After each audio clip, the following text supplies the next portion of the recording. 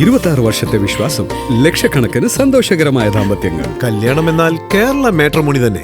സംസ്ഥാന സർക്കാർ ജീവനക്കാരുടെ ദീർഘകാലത്തെ കാത്തിരിപ്പിന് അവസാനമാകുന്നു.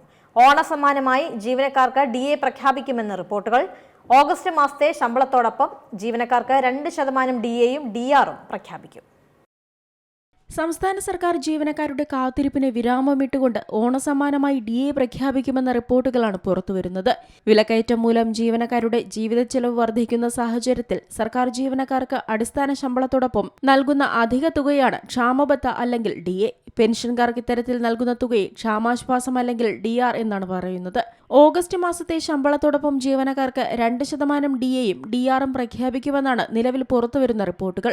ഓണസമ്മാനമായി ഓഗസ്റ്റ് മാസത്തെ ശമ്പളത്തിനൊപ്പം 2% ക്ഷാമബത്ത നൽകുന്നതോടെ ഉയർന്ന തുക ജീവനക്കാർക്ക് ലഭിക്കും. ഓഗസ്റ്റ് അവസാന ആഴ്ച ഓണമായതിനാൽ തന്നെ ആ മാസത്തെ ശമ്പളം നേരത്തെ നൽകേണ്ടി വരും. 60 കോടിയോളം രൂപയാണ് ഒരു ഗഡു DA നൽകാൻ അധികമായി വേണ്ടിവരുന്നതെന്ന് കണക്കുകൾ സൂചിപ്പിക്കുന്നു. 2026 ജനുവരി മുതൽ ജീവനക്കാർക്ക് ലഭിക്കേണ്ടിയിരുന്ന 2% DA DR കുടിശ്ശികയാണ് ഓഗസ്റ്റിൽ നൽകുക. ഇതിന് പിന്നാലെ ജൂലൈ മുതലുള്ള അടുത്ത DA ഗഡു കേന്ദ്ര സർക്കാർ തങ്ങളുടെ ജീവനക്കാർക്കായി പ്രഖ്യാപിക്കുമ്പോൾ തന്നെ സംസ്ഥാനത്തും വിതരണം ചെയ്യുമെന്നാണ് വിവരം. ക്ഷാമബത്തയ്ക്കൊപ്പം പെൻഷൻകാർക്ക് ക്ഷാമാശ്വാസവും ലഭിക്കും. അതേസമയം ക്ഷാമബത്തയ്ക്ക് മുൻകാല പ്രാബല്യം നൽകണോ എന്ന കാര്യം സംസ്ഥാനത്തിന്റെ സാമ്പത്തിക നില പരിശോധിച്ച ശേഷം തീരുമാനിക്കും. കണക്കുകൾ പ്രകാരം 40,000 കോടിക്ക് മുകളിലാണ് സംസ്ഥാന സർക്കാർ ജീവനക്കാരുടെ DA കുടിശ്ശിക.